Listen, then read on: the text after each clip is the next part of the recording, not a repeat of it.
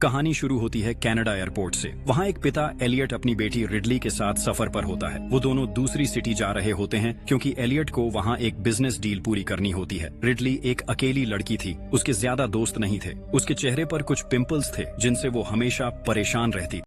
थोड़ी देर बाद फ्लाइट उस सिटी में पहुंचती है जहां उन्हें जाना था। वहां पहुंचकर एलियट और रिडली कार में बैठकर निकल जाते हैं क्योंकि एलियट अपनी मीटिंग के लिए ऑलरेडी लेट था। रास्ते में एलियट अपनी बेटी का शुक्रिया अदा करता है कि वो उसके साथ आई और उसे समझाता है कि उसे अपने चेहरे के पिंपल्स से ज्यादा परेशान नहीं होना चाहिए और बार बार उन्हें छूना बंद कर देना चाहिए। आगे की कहानी यहीं से शुरू होती है। एलियट उसे समझाता है कि ये पिंपल्स बिल्कुल नॉर्मल हैं, हर टीनेजर के चेहरे पर आते हैं। ये सुनकर रिडली थोड़ी शांत हो जाती है। फिर हमें पता चलता है कि उसकी माँ की मौत कुछ समय पहले हो चुकी है और क्योंकि रिडली को अकेले रहना पसंद नहीं था, वो अक्सर अपने पापा के साथ काम पर जाती थी ताकि उसे कंपनी मिले। उसी दौरान जिस आदमी से एलियट की डील होनी थी उसका फोन आता है। वो गुस्से में एलियट पर चिल्लाने लगता है क्योंकि वो मीटिंग के लिए लेट हो गया था। एलियट माफी मांगते हुए कई बहाने बनाने लगता है, लेकिन किस्मत से फोन नेटवर्क खराब हो जाता है और कॉल कट जाती है। एलियट राहत की सांस लेता है और स्पीड बढ़ा देता है ताकि जल्दी उस आदमी के मैंशन तक पहुंच जाए। लेकिन तभी अचानक रोड पर एक जानवर आ जाता है और एलियट की कार उससे टकरा जाती है। एलियट की कार उस जानवर से टकराती है और झटका लगने के बाद गाड़ी घूमकर सड़क के किनारे रुक जाती है। कुछ देर बाद जब हालात थोड़े शांत होते हैं तो एलियट अपनी बेटी रिडली से पूछता है कि वो ठीक है या नहीं। सब कुछ ठीक देखकर दोनों कार से बाहर निकलते हैं ताकि उस जानवर को देख सकें जिससे टक्कर हुई थी। वहाँ जाकर रिडली देखती है कि वो कोई आम जानवर नहीं बल्कि एक अजीब सा घोड़ा है जिसके सिर पर एक सींग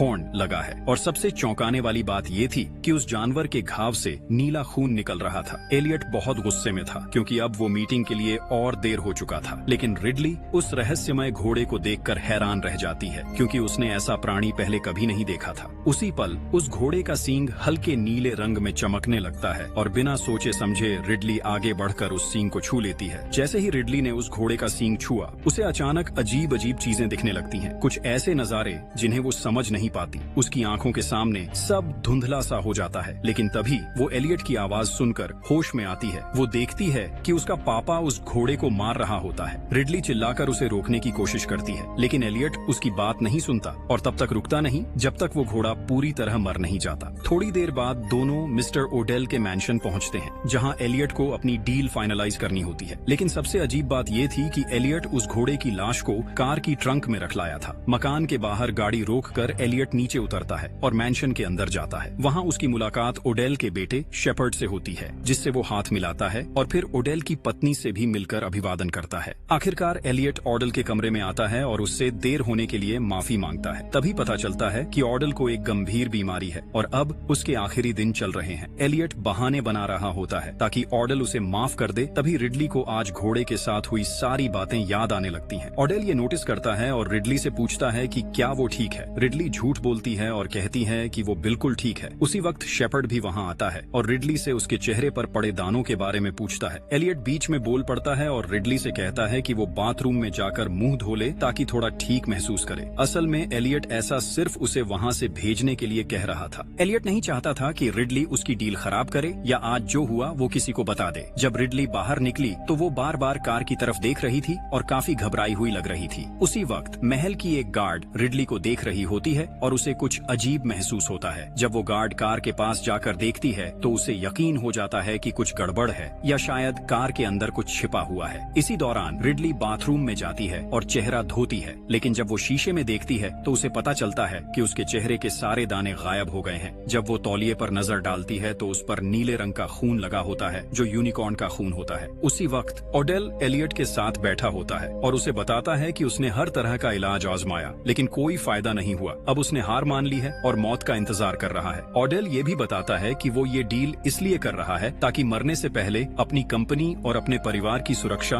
पक्की कर सके। वो एलियट को अपने बेटे शेपर्ड की जिम्मेदारी भी सौंप देता है। दूसरी तरफ रिडली अब भी हैरान थी क्योंकि उसके चेहरे के सारे दाने लगभग गायब हो चुके थे, वो भी उस घोड़े के नीले खून की वजह से। थोड़ी देर सोचने के बाद उसे एहसास होता है कि उस घोड़े का खून जादुई है और इंसान के शरीर की हर बीमारी को ठीक कर सकता है। उसी वक्त एलियट की कार में रखा हुआ घोड़े का सींग हल्का हल्का चमकने लगता है। रिडली जब अपने पिता एलियट के पास लौटती है तो वो उससे कहता है कि उसे ओडेल के परिवार से मिलना चाहिए। रिडली मना कर देती है, लेकिन एलियट उस पर जोर डालता है और बताता है कि ये डील उसकी जिंदगी की सबसे बड़ी डील होगी। रिडली उससे